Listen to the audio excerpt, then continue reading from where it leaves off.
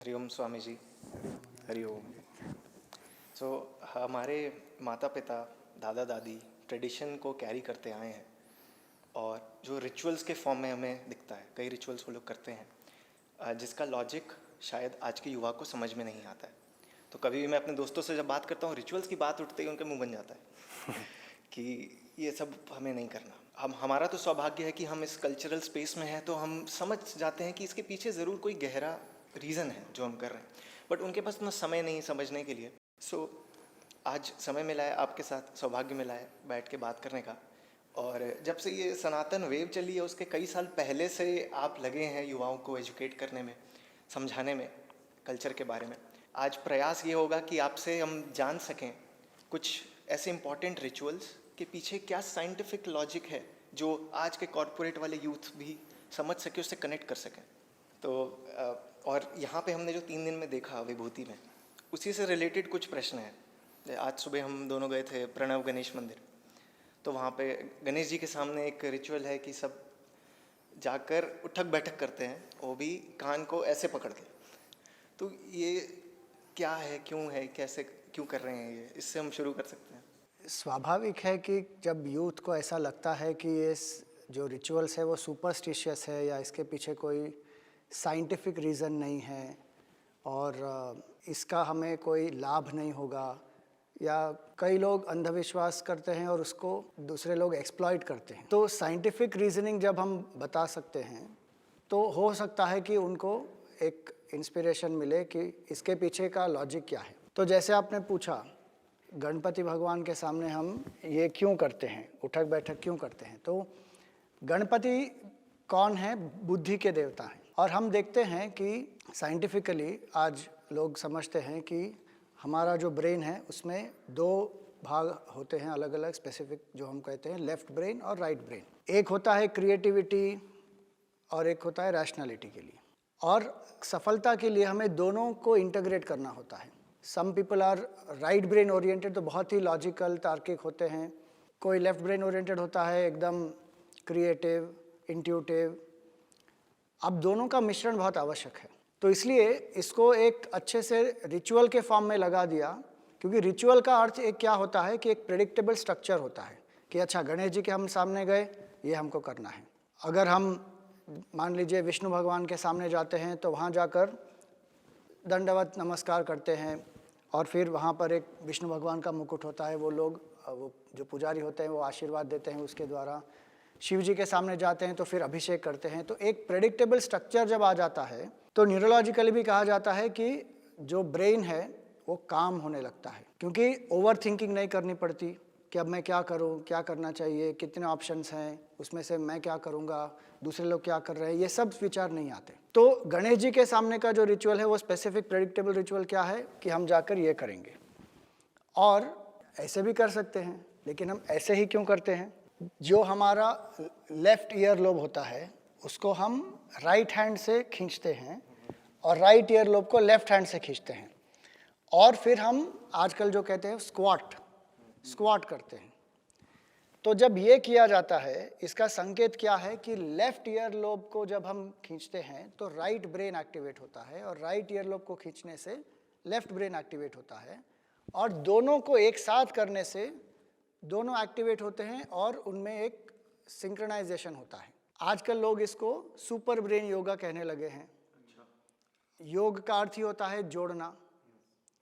तो जब हम गणेश जी के सामने ये करते हैं तो उसका अर्थ ये हुआ कि we are activating both our brains, and with that activated brain जब हम कुछ भी पढ़ते हैं, कुछ ग्रहण करते हैं या कोई संकल्प करते हैं, आजकल लोग जो मैनिफेस्टेशन के बारे में बोलते हैं कि आप जो आप चाहें वो मैनिफेस्ट कर सकते हैं, तो अगर इस ब्रेन के साथ, इंटीग्रेटेड ब्रेन के साथ जब आपने कुछ भी विश किया है, it is a more powerful brain.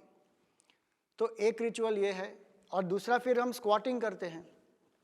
That's a physical exercise also, and it also releases many of this chemicals, BDNS chemicals they are called. They help the body. उसमें जो फ्री रेडिकल्स होते हैं, उसमें बाकी जो harmful chemicals release हुए होते हैं, दे destroy many of this. So it is very helpful in a scientific way also. हमारे पूर्वज जो हैं वो उसको एक आध्यात्मिक दृष्टि से भी देखते हैं कि हम जब भगवान के सामने जाते हैं तो we have to activate this frontal lobe, and they do this, they activate and they surrender. So they are bringing both logic and emotion in one place कि he is the deity of knowledge और हमें उनकी शरणागति लेनी है ताकि हमें एक शक्ति प्राप्त हो कि जितने भी विघ्न हमारे जीवन में आए उनको हम पार कर सकें. तो एक साइंटिफिक रीज़न तो है, उसका आध्यात्मिक भाव भी जो है कि गणेश कौन है, हमारे अंदर वो शक्ति है जो एक निस्वार्थता की शक्ति है. गीता में भगवान कहते हैं यस्य सर्वे समारंभाः काम संकल्प वर्जिताः, जिसके सभी इंटेंट जो होते हैं, जो मोटिवेशंस होते हैं, जो भावना होती है, कोई भी कार्य शुरू करने से पहले अगर आपकी भावना जितनी निस्वार्थ भावना होगी उतना ही आपके जीवन में उत्साह होगा, प्रेरणा होगी और जो भी विघ्न बाधाएं आएंगी उसको पार करने के लिए आप में एक शक्ति होगी. तो गणेश जी वो संकल्प शक्ति है हमारे अंदर, निस्वार्थता की शक्ति है. तो इस तरह साइंस और स्पिरिचुअलिटी दोनों को हमें जोड़ के चलना चाहिए. बहुत सारे जो इन्फ्लुएंसर्स हैं वो इन चीज़ों के बारे में बात करते हैं और स्पेशली जो है वो महिलाओं को बहुत टारगेट किया जाता है, क्योंकि शायद वो समझते हैं कि महिलाओं को अगर हम ट्रेडिशन को तोड़ देंगे तो वो ट्रेडिशन आगे कंटिन्यू नहीं होगा.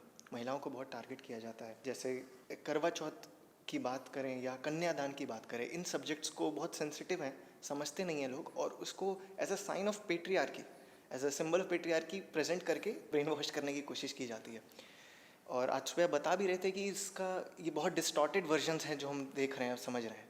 तो इसको प्लीज़ आप हेल्प करिए, डिस्क्राइब करिए क्या क्या है ये और इसके ओरिजिन्स क्या हैं. तो कन्यादान का अर्थ क्या होता है? जब हम दान शब्द का अर्थ देखें तो दा का अर्थ होता है देना. जो भी हम देते हैं वो एक वस्तु है, ये धारणा गलत है, क्योंकि हम वस्तु के अलावा बहुत कुछ देते हैं एक दूसरे को.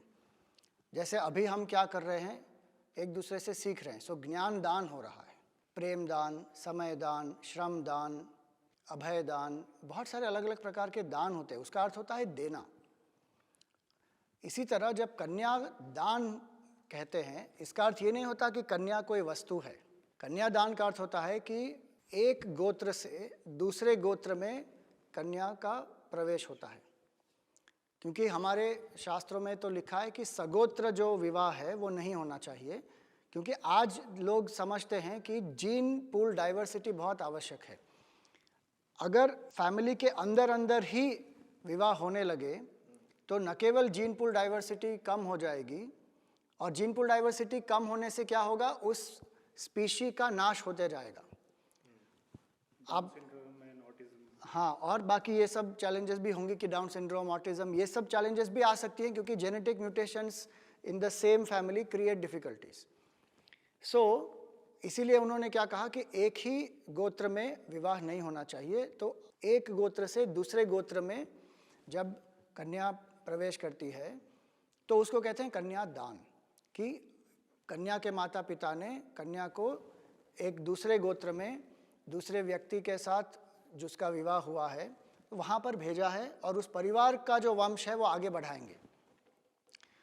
और ये एक बहुत आवश्यक चीज़ है, क्योंकि जब तक ये कन्यादान हम नहीं करते, शास्त्र में तो ये लिखा है कि जिस तरह पुत्र शब्द का अर्थ ही यह है कि पुम नाम नरका त्रायते, कि जो अपने माता पिता के प्रति अपना कर्तव्य है, पितृ ऋण है जो चुकाते हैं, और विशेष रूप से श्राद्ध कर्म के करने से तो माता पिता की सद्गति होती है, उनकी दुर्गति नहीं होती. इसी तरह पुत्री भी, जब पुत्री का कन्यादान किया जाता है तो सबसे बड़ा पुण्य है, और न केवल माता पिता को लेकिन बहुत सारे पितरों को भी उसका पुण्य प्राप्त होता है और वो उसको आशीर्वाद देते हैं. तो इसीलिए आध्यात्मिक दृष्टि से भी कन्यादान का बड़ा महत्व है.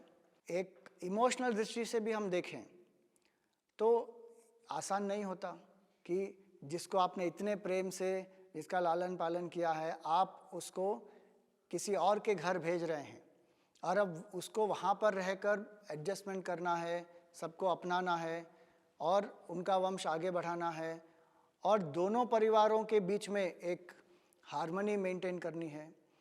तो emotionally also it is a great training कि हमको पता है कि we are going to send her away to someone's home for them to take care of their family. तो प्रेम और अनासक्ति, love and detachment, they come together. This is one of the greatest learnings in life. And same way, when some other woman is coming to your family, आपका पुत्र है तो पुत्र वधू आती है, तो उसको भी आप किस भाव से एक्सेप्ट करते हैं, वहाँ पर भी आपको अटैचमेंट छोड़ के डिटैचमेंट चाहिए. So it is a very good training. And we have to also understand कि as a Hindu, for us the family is the basic unit, not the individual. जो पाश्चात्य जगत है उसमें individual is the basic unit, और इसीलिए हम देखते हैं कि बहुत सारा stress, worry, tension, anxiety, depression, loneliness, mental health challenges इतने सारे क्यों बढ़ गए हैं? क्योंकि जो अहंकार है, जो इंडिविजुअलिटी है, उसको बहुत ज़्यादा प्रमोट कर दिया है कि उससे ज़्यादा महत्वपूर्ण और कुछ नहीं, बाकी सब इसके लिए है. लेकिन हमारे शास्त्र में क्या कहा गया है कि family is the basic unit, and you start thinking about others, you expand. तो प्रश्न ही नहीं आएगा. और ऐसा नहीं है कि हिंदू धर्म में केवल लड़की जाती है अपने पति के घर. That is a paternal system में. The girl goes to the in-laws home. In the maternal system, the boy will come. Few communities are practicing it, may not be majority, but दोनों systems हैं. तो इसीलिए we should not think that it is patriarchy and why a woman only has to do this. क्योंकि adjustment चाहिए ना. Finally, how does a happy life work? If I am not ready to adjust, I am not talking about compromise. Adjustment तो चाहिए ना life में एक दूसरे के साथ.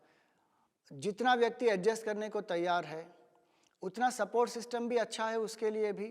Family, when we live together, there is such a great support system. Now when nuclear families are happening, nuclear family से पहले जॉइंट था, फिर न्यूक्लियर हुआ, अब एटॉमिक फैमिलीज हो गए. Only I, me and mine I am thinking about. So then there is a lot of downfall. So kanyadaan as a ritual is a not a regressive ritual. It has spiritual basis, it has scientific basis also. उसके implications अपने ऊपर हैं, family के ऊपर है, ancestors के ऊपर भी हैं. And on that particular day, जब विवाह का दिन होता है, it is such a glorious tradition कि on that day the bride groom is considered as the form of Vishnu and the bride is considered the form of Lakshmi. कन्यादान का अर्थ क्या होता है कि आपने लक्ष्मी को विष्णु के पास भेजा और लक्ष्मी का विवाह विष्णु के साथ कराया. आपको उसका अनंत पुण्य फल मिलता है. और उस दिन आप देखेंगे तो दोनों की पूजा होती है. वर की भी पूजा होती है विष्णु के रूप में, और वधू की भी पूजा होती है. उसका आगमन होता है ग्रह लक्ष्मी के रूप में. और हमारे शास्त्रों में कहा कि एक घर ग्रह कब बनता है? गृहिणी के कारण ही घर ग्रह बनता है. तो ये गृहिणी जब तक आपके घर नहीं आएगी तब तक आपका घर घर नहीं बनेगा. सो ऐसे बहुत सारे कारण हैं शास्त्रों में. उसको it is not about patriarchy at all. It is actually a great, हम कहते हैं कन्यादान ही कन्या का मान है. It is such a glorious ritual actually. तो जैसे आपने लक्ष्मी जी और विष्णु जी का जो एक संबंध बताया कन्यादान के बाद कि लक्ष्मी के स्वरूप में विष्णु जी के पास जाती हैं एक स्त्री, तो स्त्री को देवी, दुर्गा, पूरी फेमिनिन एनर्जी को हमारे यहाँ देवी की व्याख्या दी गई है. तो जब हमारे यहाँ कर्मकांड या श्राद्ध होते हैं या फिर जो पितरों से संबंधित या अंतिम संस्कार से संबंधित जो हमारे कर्मकांड होते हैं, वहाँ पे लोग बताते हैं कि वर्जित है स्त्रियों का संलग्न होना, उसमें सम्मिलित होना. तो ये शास्त्र संगत है या फिर ये बाद में बनाई हुई चीज़ें हैं सारी? कुछ चीज़ें बाद में बनाई हुई हैं. ऐसा नहीं है कि स्त्री नहीं कर सकती है. गरुड़ पुराण में तो वर्णन आता है, वो कर सकते हैं. प्रायः ये देखा जाता है कि भावुक और इमोशनल जो होते हैं लोग, उनको इसका बहुत गहरा असर होता है. जब व्यक्ति जाता है स्मशान में और देखता है कि ये चिता जल रही है यहाँ पर, उसका एक मनोवैज्ञानिक प्रभाव बहुत गहरा हो सकता है. अगर व्यक्ति का मन संतुलित न हो और उसको एक गंभीरता और धैर्य न हो तो वो प्रभावित हो सकता है. और वो किसी को भी हो सकता है, वो पुरुष को भी हो सकता है, स्त्री को भी हो सकता है. और उससे वैराग्य भी उत्पन्न हो सकता है. अब अगर स्त्री जाती है वहाँ पर, वैराग्य की स्थिति में अगर स्त्री आ जाए तो क्या होगा? जो वंश की परंपरा है उसको आगे बढ़ाना मुश्किल हो सकता है। तो कभी कभी ऐसा देखा गया है कि इसके कारण वर्जित किया होगा किसी ने, अब फिर उसको परंपरा ही बना दी है लोगों ने। कोई प्रभावित हुआ होगा किसी चिता को जलते हुए देखकर और इमोशनली बहुत डिस्टर्ब हो गया होगा और उसको फिर बैलेंस में लाना कठिन हुआ होगा, तो इसीलिए फिर लोगों को लगा कि भाई ये थोड़ा वर्जित रखे तो ठीक है। ये पॉसिबिलिटीज है क्योंकि शास्त्र में तो दिया गया है, वहाँ पर प्रेफरेंस देते हैं, वो भी है बात। प्रेफरेंस दिया जाता है कि जो मेल होते हैं, कोई पुत्र है या भाई है या कोई भतीजा है या कोई नाती है, उसके द्वारा किया जाए। उसका एक कारण ये भी है क्योंकि वो एक ही गोत्र में होते हैं, वो क्योंकि पुत्री का विवाह होने के बाद वो दूसरे गोत्र में जाते हैं, दूसरे गोत्र में से लड़की का विवाह जब होता है तो इस गोत्र में वो आते हैं। ब्लड लाइन सेम रहती है। हाँ, पुत्र की ब्लड लाइन सेम रहती है, तो इसीलिए प्रेफरेंस दी जाती है। ऐसा नहीं है कि the woman can not do, लेकिन वो परंपरा हो गई है and unfortunately it has got very ऐसे गलत धारणा हो गई कि women can not do at all. और सिनेमा के माध्यम से इसको और ज़्यादा प्रसारित किया गया प्रोपेगेंडा के रूप में। तो अभी मैं कुछ समय पहले एक वीडियो देख रहा था, मैं उनको personally supreme leader of atheist in India मानता हूँ, मिस्टर जावेद अख्तर। और वो अपनी वीडियो में, अपने भाषण में बोलते हैं कि ये जो आप हवन करते हो, छोटी सी चम्मच से आप इतना सा घी डालते हो आग में और आपको लगता है कि इससे पूरी कायनात आपके हिसाब से चलने लगेगी। तो पहले इसमें दो बातें, क्योंकि मैं खुद एक वैदिक परिवार से आता हूँ, नित्य वैदिक हवन जहाँ पे होता है, तो मुझे ये बात थोड़ी सी विचलित करने वाली लगी, क्योंकि थोड़ी बहुत चीज़ें तो मैं भी जानता हूँ, पर आपसे मैं इन दो विषयों पे जानना चाहता हूँ। पहले तो वो अग्नि, चम्मच और घी का जो उन्होंने रेफरेंस दिया वो, और क्या सनातन कायनात को कंट्रोल करना चाहता है? हवन के माध्यम से हम कायनात को कंट्रोल करना चाहते हैं? ये उनकी समझ कैसे बनी और वो नैरेटिव कैसे बना और उसको हम काउंटर कैसे करें सनातनी के रूप में? ये नैरेटिव कैसे बना उसके बारे में तो मैं ज़्यादा उस पर विस्तार नहीं कर पाऊँगा, लेकिन हवन का जो प्रयोजन है वो पहले हम समझे तो फिर बहुत सारी चीज़ें एकदम क्लियर हो सकती है। हवन जो है वो एक वैदिक परंपरा है। हमारे जो शास्त्र हैं उसका जो दृष्टिकोण है वो दृष्टिकोण ये है कि पूरी सृष्टि जो है वो चैतन्य से ही व्याप्त है। हमको कुछ जड़ दिखता है लेकिन जड़त्व कहीं पर नहीं है। आज क्वांटम फिजिक्स भी यही कह रहा है कि matter is not the basis of the creation, it is quantum consciousness. तो जो भी हम देखते हैं हमारे चारों तरफ एक प्रकृति है, 5 महाभूत हैं, पंच तत्व हैं, उससे सृष्टि बनी है। लेकिन हमारी स्थूल दृष्टि में हमें ये जड़ वस्तु दिखाई देते हैं। जैसे पानी हमको जड़ दिखता है, वायु है हमको जड़ दिखती है, अग्नि है जड़ दिखता है। उसमें हम चेतनता का अनुभव नहीं कर पा रहे हैं क्योंकि हमको लगता है this are inert things, this are meant for enjoyment और this are meant for my utility. तो हमने अपने इंद्रियों पर निर्भर करके जो सृष्टि है उसको केवल अपने भोग के लिए माना हुआ है कि ये सृष्टि। इसलिए हमारे गुरुदेव कहते थे कि in Hindu culture the creation is not a thing, it is a being. हम पूरी सृष्टि को भगवान का विराट रूप मानते हैं। हमारे लिए चेतनत्व ही है सब जगह पर, और इसीलिए हर चीज़ में हम चेतनता का अनुभव करते हैं। कैसे? तो हम कहेंगे कि इंद्र देवता हैं, वरुण देवता हैं, गंगा मैया है, अग्नि देवता है, वायु देवता है।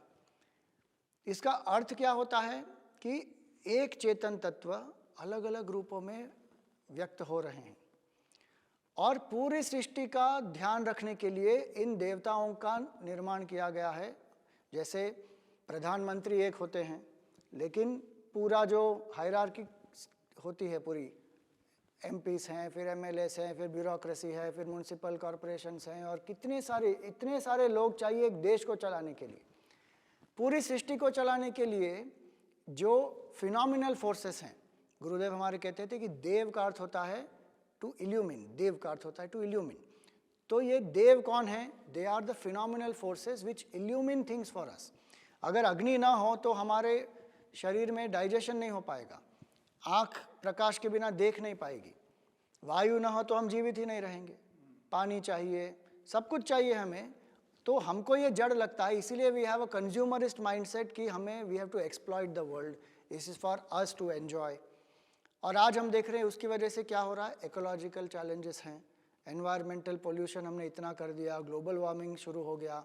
तो इसके कारण जो एक human being can live with a higher vision वो निकल गया। वैदिक दृष्टि क्या है, to see that we are a part of this cosmos. हम में चेतनता है, बाहर भी चैतन्य तत्व है। तो जो देवता हैं वो फिनोमिनल फोर्सेस हैं externally, and they govern our senses also. तो हवन जब हम करते हैं तो हम एक भावना से करते हैं कि we are grateful to all this phenomenal forces, और आहुतियाँ डाली जाती हैं उसमें। जो पंडित हैं वो घी प्रदान करते हैं और बाकी जो हैं वो समिध या फिर सामग्री आहुति देते हैं। और जब वो करते हैं तो वो क्या करते हैं, इस तरह पकड़ेंगे उसको, समिध को या आहुति को, जो सामग्री है उसको इस तरह पकड़ेंगे। इसको कहते हैं मृग मुद्रा। This is symbol of a deer. हिरण का प्रतीक होता है नृत्य में भी। तो हिरण किसका प्रतीक है, रेस्टलेसनेस का प्रतीक है। तो हमारा मन जो है ये रेस्टलेस होता है, सेल्फिशनेस के कारण रेस्टलेस होता है और ये अपने बारे में ही सोचता है।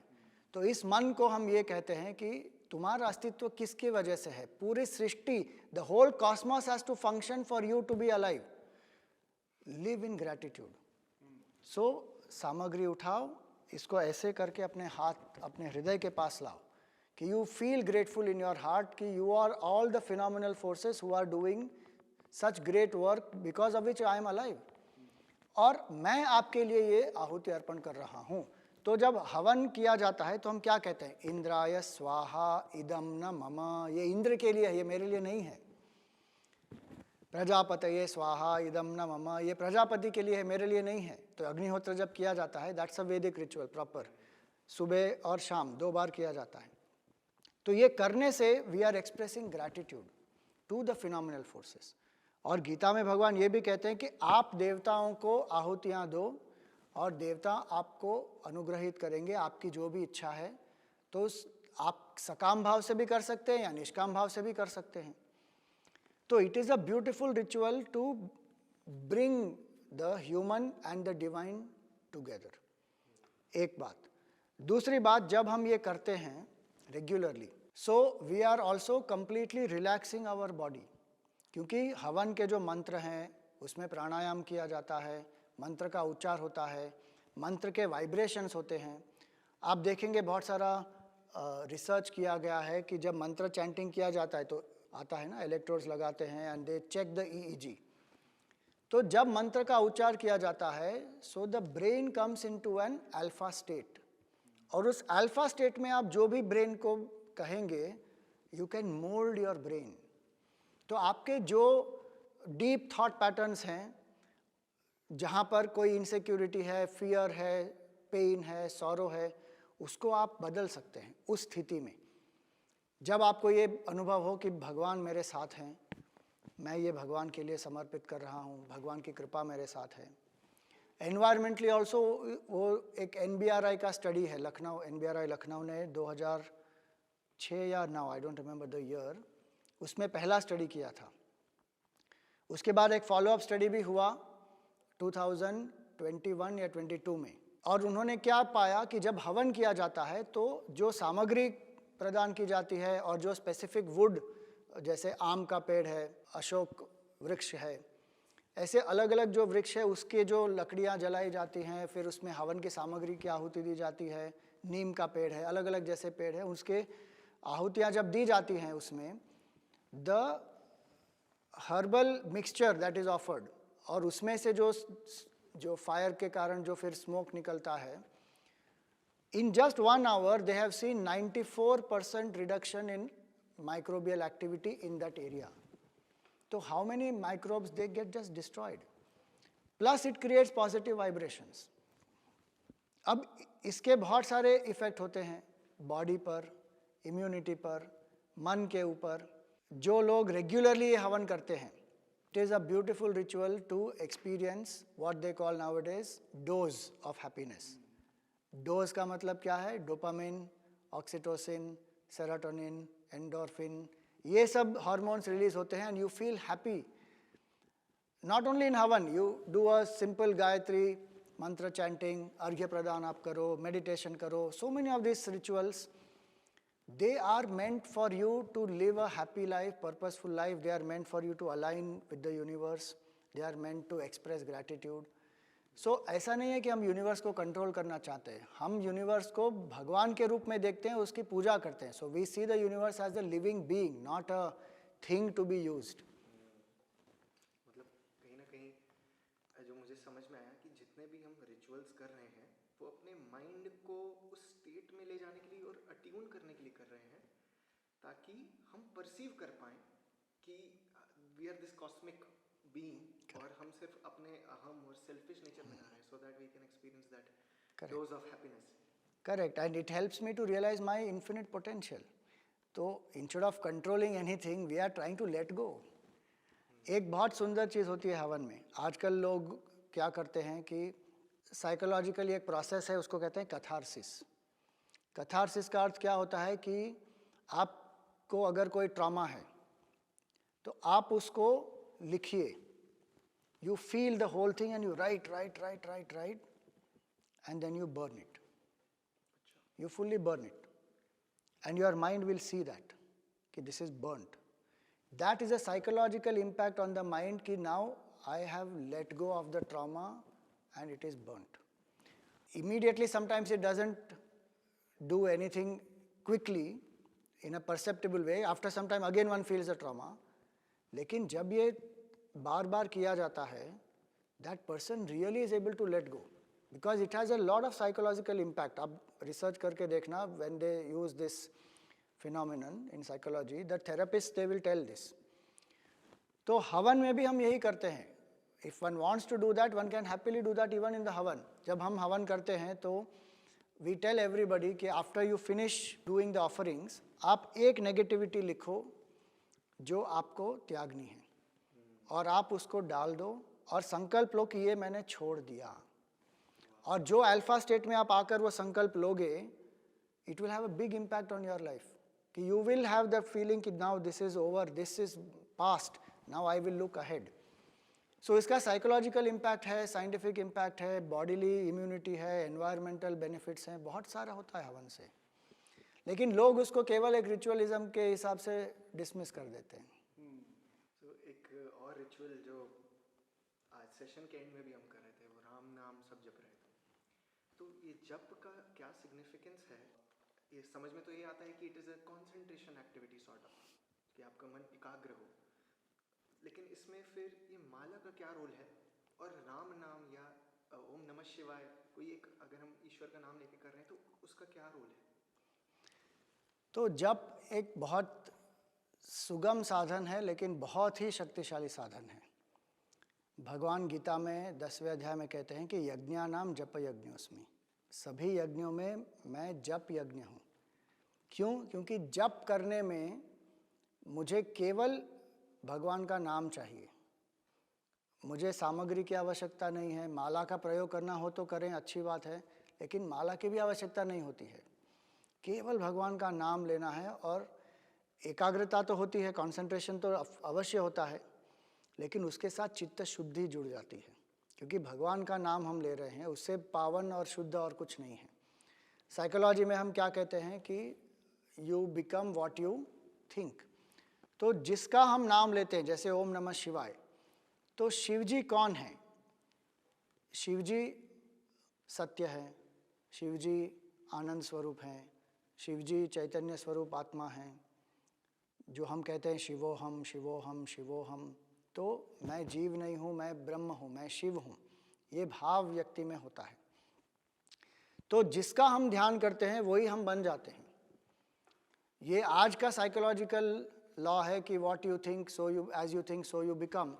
लेकिन हमारे शास्त्रों में इसको शंकराचार्य जी भी कहते हैं आत्मबोध में कीट भ्रमर योग, कि जो एक छोटा सा कीड़ा होता है, एक भ्रमर जो होता है वॉस्प, उसको छोटे से वर्म को, कीड़े को लेकर आता है और उसके नेस्ट में डाल देता है, और उस नेस्ट में बैठकर, उसके अग्रभाग पर बैठकर वो उस कीड़े को कंटिन्यूसली डंक मारता है, और एवरी टाइम इट स्टिंग्स, तो वो कीड़े को बहुत पेन होता है और एकदम लालायित हो जाता है कि अरे लग गया वापस, और उस भय में वो बार बार बार बार केवल उस भ्रमर का ही ध्यान कर रहा है, और उस ध्यान से वो कीट जो है वो भ्रमर बन जाता है। The worm transforms into a wasp sheerly by the power of thinking. It is not biologically a wasp. It is a worm which has been picked up, and the wasp goes on stinging. तो इसको कहते हैं psychological transformation, और उसका प्रभाव उसके body पर होता है, वो वास्प ही बनता है फाइनली। तो इस तरह जो व्यक्ति जप करता है, हर एक मंत्र जब हम रिपीट करते हैं, न्यूरोलॉजी में कहते हैं कि every thought that we think fires a neuron in the brain, और न्यूरल पाथवेज क्रिएट होते हैं। तो जब हम जप करते हैं तो we are strengthening one thought, and it will help a lot to strengthen that neural pathway. तो बाकी जो ओल्ड पाथवेज हैं they will slowly become weaker. So addiction से लोग मुक्त हो सकते हैं जप के द्वारा। आप देखिए वाल्मीकि जैसे, रत्नाकर जैसे इतने जो क्रूर व्यक्ति थे, परिस्थितिवश वो डाका डालते थे, लोगों को लूटते थे, ऐसे व्यक्ति को राम नाम ने परिवर्तित कर दिया। ऐसा नहीं है कि वो बैठ गए और तुरंत उनका परिवर्तन हो गया, बहुत सालों तक उन्होंने ये जप किया, अभ्यास किया। और जब व्यक्ति ऐसे हिंसक प्रवृत्ति से अहिंसक प्रवृत्ति में आता है तो आसान नहीं होता, क्योंकि मन में बहुत सारे जो नेगेटिविटीज़ हैं, विचार हैं, एक जो जोश होता है, रजोगुण होता है, उससे वो व्यक्ति बहुत प्रभावित होता है, डिस्टर्ब होता है। मेमोरीज भी आती हैं, क्योंकि उनके परिवार ने उनको सहयोग देने से मना कर दिया। They said we will not share your sin, so it is an emotional problem also. उन सब से उन्होंने जूझ के क्या किया, अपने आप को परिवर्तित किया। कैसे? केवल जप के द्वारा। और वो भी राम नाम नहीं बोल पा रहे थे, वो उल्टा नाम जप करते करते मरा मरा मरा मरा मरा करते फिर वो राम हो गया, और वाल्मीकि भय ब्रह्म समाना। तो जप का ये बहुत बड़ा महत्व है कि it will train our brain in lot of positive thought processes, imbibe what we learn, what we admire, we internalize it। और जप के द्वारा शरणागति भी होती है। केवल जप से ही व्यक्ति परम तत्व को भी प्राप्त कर सकता है, क्योंकि जप के भी अलग अलग स्तर होते हैं, वाचिक, उपांशु और फिर मानसिक, 3 स्तर होते हैं। तो वाचिक में थोड़ा लाउडली जप किया जाता है, ओम नमः शिवाय, तो आप भी सुन सकते हैं। उपांशु में थोड़ा और सॉफ्ट हो जाता है, केवल मैं सुन सकता हूँ बस। और मानसिक में पूरा का पूरा व्यक्ति अपने आप ही करता है, no lip movement, nothing, only in the thought. और उसको सस्टेन करना without the mind getting distracted, it is a big exercise in concentration as well as purity of mind. और इसीलिए जप का बहुत महत्व है। जप से मन जब शांत भी होता है तो फिजिकली भी व्यक्ति डिटॉक्स हो जाता है। आप देखेंगे इम्यूनिटी पावर भी बढ़ती है। Enough research has been done on this कि हाउ थ्रू जप, through meditation, when the person becomes quiet, health improves, BP reduces, stress goes down, cholesterol goes down, hypertension, acidity, ये सब ऐसे स्वाभाविक रूप से एकदम डाउन हो जाएंगे। This are all what we call the side benefits, not even the main. Main purpose क्या है? मन को शांत करना, शुद्ध करना और मन के परे जाना। परम तत्व को व्यक्ति प्राप्त कर सकता है, अपने सच्चिदानंद स्वरूप को प्राप्त कर लेगा।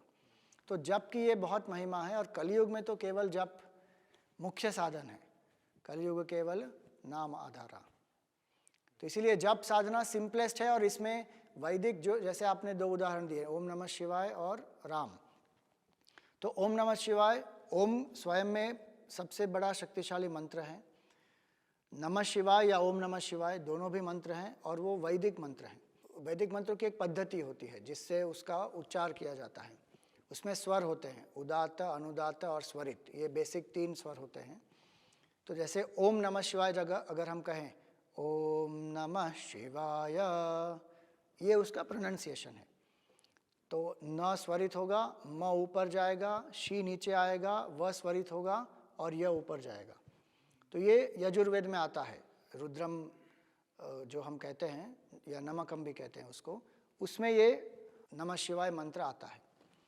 तो वैदिक मंत्र होते हैं, उसका जब उच्चार किया जाता है it is a science of sound proper. अगर आपको उसका मीनिंग भी ना पता हो तो कोई प्रॉब्लम नहीं, just the sound will create enough vibratory effect when it is done properly. और राम जो है वो पुराणिक मंत्र है, उसमें कोई पाबंदी नहीं होती कि स्पेसिफिक स्वर में ही उसका उच्चार करना है। तो जैसे श्री कृष्ण शरणम मम राम या श्री राम जय जय राम, ये सब पुराणिक मंत्र हैं। तो जिसकी जो अनुकूलता है, जिसका जो अधिकार है, उसके हिसाब से वैदिक मंत्र भी कर सकते हैं, पुराणिक मंत्र भी कर सकते हैं। भावनाएं बहुत महत्वपूर्ण होती हैं। सो जप से क्या होता है, एक it is a beautiful method, जो आपने माला के बारे में पूछा, it is a beautiful technique to integrate the head, the heart, the hands and the habits. 4 चीज़ें एकत्र हो जाएंगी। With the head I think of the mantra and its meaning, with the heart I visualise the form, कि भगवान का रूप क्या है और भगवान के प्रति मेरी भावना क्या है। हाथ में मेरे माला है। तो हर एक बार जब हम मंत्र का जप करते हैं, जैसे ये माला है तो उसको हम इस उंगली पर रखते हैं और अंगूठे से इसको बंद करते हैं और ये मिडिल फिंगर से इसको टर्न करते हैं। सो अगेन ये मुद्रा क्या है, मृग मुद्रा है, to make the mind concentrated. और यहाँ पर जनरली इस अंगुली का हम प्रयोग नहीं करते क्योंकि ये अहंकार का प्रतीक होता है। तो ये संकेत भी है कि जब आप करो भगवान को समर्पित करके करो, अहंकार आपको त्यागना है। और माला को हम कैसे फेरते हैं, माला को हम अंदर की तरफ फेरते हैं। ओम नमः शिवाय, अंदर की ओर घुमाएंगे। ओम नमः शिवाय, ओम नमः शिवाय, ओम नमः शिवाय। ये क्या संकेत करता है कि अभी आपको बहिर्मुख नहीं होना है, मन तुम अंतर्मुख हो जाओ। So we are turning the bead inside to tell the mind कि turn within, happiness is your nature, सुख आपका स्वरूप है। और एक शांत मन सुख को अनुभव कर लेगा। तो जब ये व्यक्ति ऐसे जप करता है और आखिरी मणके पर आता है तो फिर वापस उसको टर्न करते हैं और वापस last Beed becomes the first Beed and again one starts the जप। तो ये जो बीड है इसको मेरू कहते हैं, इसको ये भगवान का प्रतीक है, इसको हम कभी उसका उल्लंघन नहीं करते। इसीलिए जप करने से पहले भगवान को हम नमस्कार करते हैं पहले ऐसे कि ये भगवान को मैं नमस्कार करता हूँ, भगवान मेरे हृदय में है, भगवान की कृपा से ये जप ठीक हो। और फिर जप शुरू होता है। और जप की क्वांटिटी अगर फिक्स हो तो बहुत अच्छा है कि हर रोज़ मिनिमम 1 माला, 5 माला, 10 माला जो भी है, तो एक नियम बनता है। और जो हम कह रहे थे पहले कि एक स्ट्रक्चर्ड पैटर्न जब दिया जाता है व्यक्ति को, फिर व्यक्ति के मन में there is greater chance of becoming more focused more easily. तो माला का बहुत प्रयोजन होता है, अलग अलग मंत्रों का प्रभाव जो है वो माला ग्रहण करती है। और इसलिए शिव जी के मंत्रों के लिए रुद्राक्ष की माला का प्रयोग होता है, विष्णु भगवान के मंत्रों के लिए तुलसी माला प्रयोग होती है, देवी के लिए स्फटिक माला का प्रयोग होता है। अलग अलग मंत्रों के लिए अलग अलग मालाएं हैं। It is not only a means of concentration. हमारे शास्त्रों में माला को भी पूजा जाता है। जप करने से पहले एक माला का श्लोक होता है, वो माला का श्लोक उच्चार करते हैं, माला की आज्ञा प्राप्त करते हैं और माला से अनुग्रह करते हैं कि आप हमें जप करने में सहायक हों, हमारे मन को एकाग्र करने में आप सहायक हों। तो जैसे मैंने कहा, हमारे लिए कुछ भी जड़ नहीं है, हमारे लिए सब कुछ चेतन है, क्योंकि एक चैतन्य तत्व सब जगह व्याप्त है। तो ये माला का प्रयोजन होता है। और जब व्यक्ति जप करता है, जप की माला अलग होती है, पहनने की माला अलग होती है। अगर कोई भय होता है कभी किसी को, कोई बुरे सपने आ रहे हैं किसी को, तो उनको कई बार ये प्रिस्क्रिप्शन दिया जाता है कि अगर आप जप कर रहे हैं रेगुलरली तो फिर आप वो जप की माला को लेकर अपने तकिए के नीचे आप रख के आप सो जाओ, it will help you a lot. ऐसे जब व्यक्ति माला एक माला पहनता भी है और जप भी करता है अलग, व्यक्ति के चारों ओर एक अलग आभा मंडल शुरू हो जाता है, which will ensure that the person is protected, safeguarded from negative tendencies, negative vibrations. कोई आपको देख रहा है, जैसे आजकल लोग कहते हैं बुरी नज़र लग गई या किसी को ईर्ष्या हो गई हमारे प्रति, तो उनके जो वाइब्रेशंस हैं हमको अफेक्ट होते हैं. तो there is a nice aura that is created around that person who does regular japa, and the mind of that person remains at a higher level. तो वो पतन से बचता है.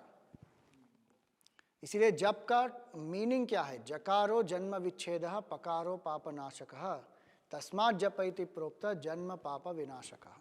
जो हमको जन्म मृत्यु के चक्र से मुक्त करता है वो है जप, और जो हमारे पापों का नाश करता है, जो भी हमारे संचित पाप हैं, एक एक शब्द जो है भगवान का जो नाम है उसमें इतना असंख्य सामर्थ्य है कि जितने पूर्व जन्म के जितने भी पाप किए होंगे उसका वो नाश ही करेगा, और वर्तमान में भी व्यक्ति के मन को वो शांत करेगा.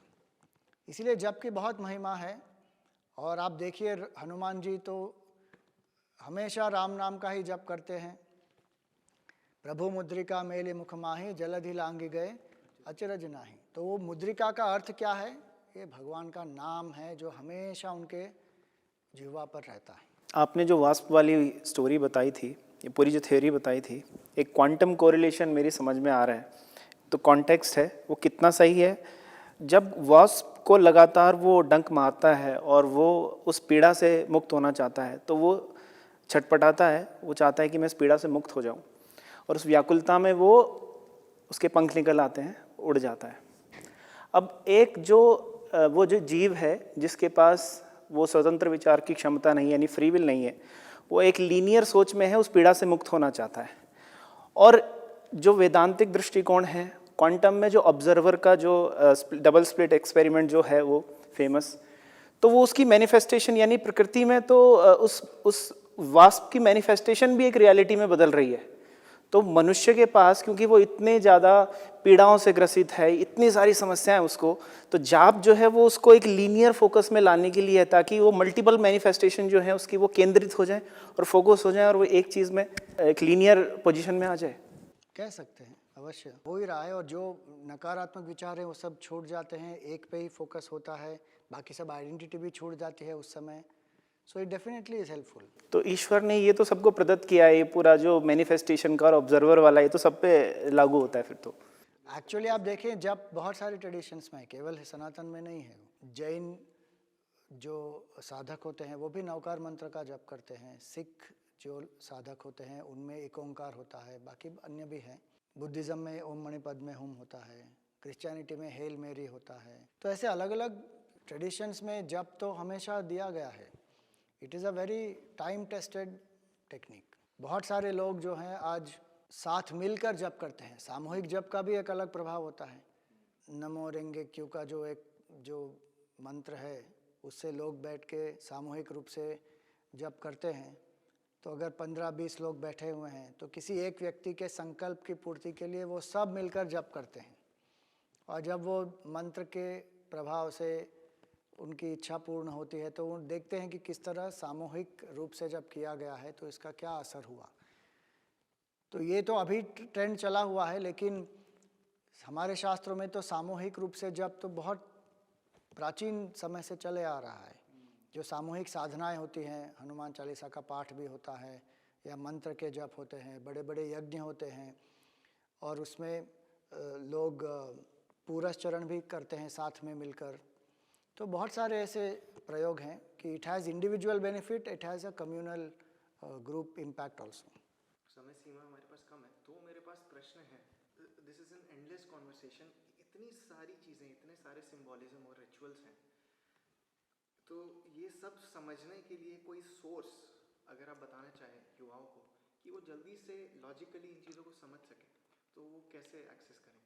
सबसे पहली बात है कि सिद्धांत को समझना है कि हमें प्राप्त क्या करना है, हमारी पर्सनालिटी कैसे काम करती है, उसको इंटीग्रेट करने की क्यों आवश्यकता है, और उसके फिर माध्यम क्या क्या हैं.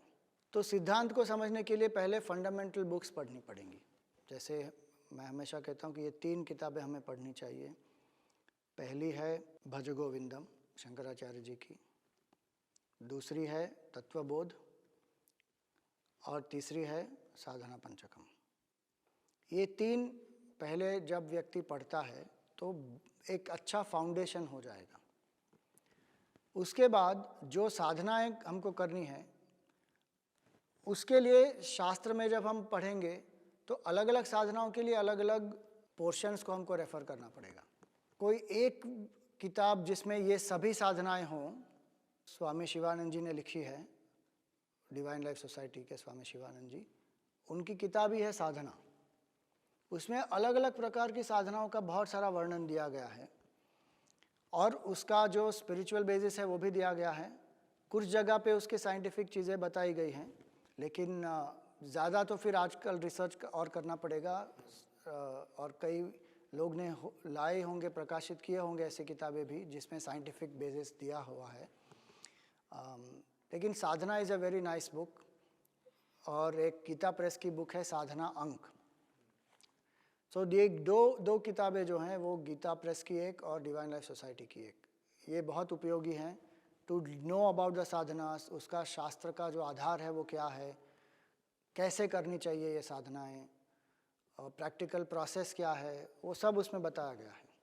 सो they can follow this too. बहुत आवश्यक ये भी है कि क्योंकि कई लोग जो बैशिंग करते हैं, सेंसलेसली बैशिंग करते हैं, उनके साथ में ये भी परेशानी है कि उन्होंने कभी इन चीज़ों को ट्राई नहीं किया है, क्योंकि वो इंटेलेक्चुअली समझ में नहीं आ रही है तो जस्ट रिजेक्टेड इंस्टेड, क्योंकि इन चीज़ों में परिपक्व होने में और समझने में भी कई वर्ष निकल जाते हैं। तो जब तक हम ट्राई नहीं करेंगे वो तेज फिर सामने वाले को दिखने लगता है और एक एक करके ऐसे ही और बढ़ता है। बचपन से ही जब इसका संस्कार दिया जाता है इसीलिए तो व्यक्ति को एक उसका प्रभाव अनुभव भी होता है, लेकिन जैसे वो बढ़ता है तो उसको साइंटिफिक रीजनिंग के साथ सप्लीमेंट अगर किया जाए तो फिर वो अच्छे से चलेगा। दूसरी बात यह है कि ये जो लॉजिक है ना, क्या हम हर चीज़ में लगाते हैं? ये हम केवल स्पिरिचुअलिटी में लगा रहे हैं। और ये मैंने ये नहीं कह रहा हूँ कि ये गलत है। जब तक मुझे कुछ समझ में नहीं आएगा, it is not appealing to me, I will not do. ये हम हर चीज़ में तो नहीं लगा रहे हैं। यहाँ कष्ट होता है इसलिए लगा रहे हैं। नहीं, यहाँ से हमको एस्केप करना इसलिए लगा रहा हूँ। कष्ट तो होगा, लेकिन मुझे I want to give some so called valid reason to reject it because it is not cool और my peers will make fun of me, या फिर इसका ये टाइम वेस्ट है, कोई आधार नहीं है। एंड बहुत सारे लोगों ने और मीडिया ने और अलग अलग चीज़ों के कारण इट हैज़ बीन शोन कि जो ये सब करते हैं वो ढोंगी होते हैं, पाखंडी होते हैं, ये करने का कोई मतलब नहीं। अगर ये जप करने के बाद, पूजा करने के बाद, भस्म तिलक लगाने के बाद भी ये व्यक्ति ऐसा है तो उसका क्या प्रयोजन साधना का। ये सब जो गलत धारणा है उसके कारण व्यक्ति को ये करना होता नहीं। तो फिर वो लॉजिक का सहारा ले लेते कि नहीं, this doesn't appeal, this is not scientific, I don't want to do. लेकिन अलग अलग चीज़ों में ये सेम लॉजिक को अप्लाई नहीं कर रहे हैं। इतनी सारी चीज़ अगर लॉजिकली व्यक्ति जी रहा है, they should not even touch alcohol, because 0% of alcohol is good for the body. 0%। आज तो WHO का रिसर्च अवेलेबल है। If you are saying I am a scientific person and I live by science not by superstition, don't touch alcohol, don't touch cigarette, don't touch drugs. उस समय आपका logic क्या कहता है? नहीं Swami ji, we are young, अभी नहीं तो कभी नहीं, एंड यू नो लाइफ में सब कुछ ट्राई करना चाहिए। तो मैं विनोद में कहता हूँ, किसी को ट्राई नहीं करना चाहिए, बट मैं विनोद में कहता हूँ लोगों को कि अच्छा ये आपका लॉजिक तो बहुत अच्छा है, सब कुछ ट्राई करना चाहिए ना, तो पोटेशियम साइनाइड भी ट्राई कर लो। और सब कुछ ट्राई करना है तो उसमें ये भी लॉजिक आ जाएगा कि जब ट्राई करो ना, आप देखोगे उसका प्रभाव क्या है। Why are you depending on, sometimes we want foreign approval. किसका स्टडी है, क्या साइंटिफिक बेसिस है। अब एक चीज़ मुझे यहाँ बतानी है, अगर कोई आपसे पूछे कि prove to me what is the legal reasoning behind the functioning of a particular medicine, let us say Dolo, अगर ये प्रश्न आपको पूछा जाए तो क्या लगेगा आपको कि डोलो का जो प्रभाव आपके शरीर पर है उसका आप मुझे लीगल रीजनिंग दो। Is it even a logical question? It is absolutely illogical. Something which is a medical thing, why are you asking a legal thing of it? Same way, something which is a spiritual practice, why are you asking a scientific reason for that? Because science cannot prove beyond a certain point. Science can do only what is visible. And not that we should not take science, the help of science. We can, not a problem. But if you say this is not scientifically proven, so this is wrong, it's not acceptable. Why? Because science has its own limitations. Science cannot answer many questions. Science can say how. Science may not be able to answer why. Science cannot tell you what is the purpose of life.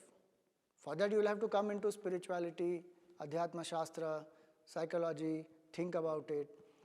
So everything can't be proved only scientifically. So we can use science to understand. विज्ञान का प्रयोग हम कर सकते हैं to understand certain effect that it has on me. But when studies are not available, it doesn't mean it is illogical. There are so many things which are beyond logic. And when you start doing it, इसी को कहते हैं श्रद्धा. And I'll end with that. Faith, what is the definition of faith? Faith is to believe what you don't see. The result of it is you will see what you believed in.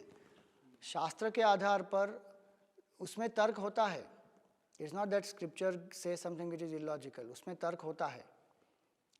So they are meaning about logic. So logic, if you want, scripture has its own method of logic. इसीलिए शंकराचार्य जी कहते हैं श्रुति मतस तर्कोनुसंधीयताम, कि जो तर्क है आपको श्रुति के अनुसार, श्रुति का सम्मत तर्क अगर आप प्रयोग करेंगे तो आप इसमें बहुत गहरा जाएंगे और उसका अनुभव आपको हो जाएगा. लेकिन अगर केवल आप एक शैलो लॉजिक के आधार पर कुछ इन्वेस्टिगेट करेंगे और कहेंगे नहीं नहीं this is not appealing, so you may not find the benefit. So using that logic, using time tested experience of people, कि बहुत सारे लोगों ने इसका प्रयोग किया है और उसका परिवर्तन हमने देखा है उस व्यक्ति का.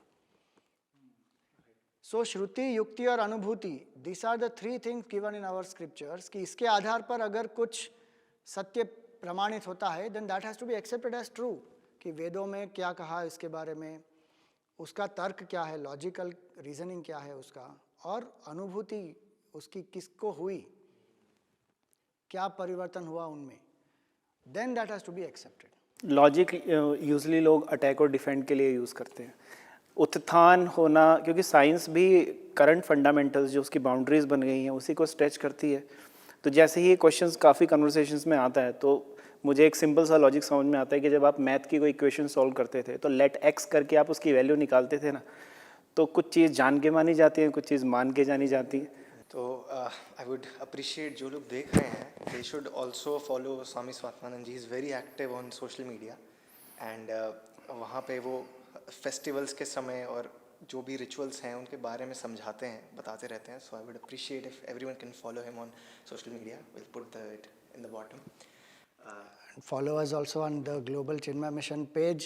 We are on Instagram on Global Chinmay Mission as well as there's a Chinmay channel YouTube पर है. पूज्य गुरुदेव के प्रवचन भी हैं उस पर. स्वामी तेजोमयानंद जी हमारे पूज्य गुरु जी के हैं, स्वरूपानंद जी के हैं, बहुत सारे हैं. So please do follow and together we be proud and practicing Hindus. Thank you so much. Hari Om.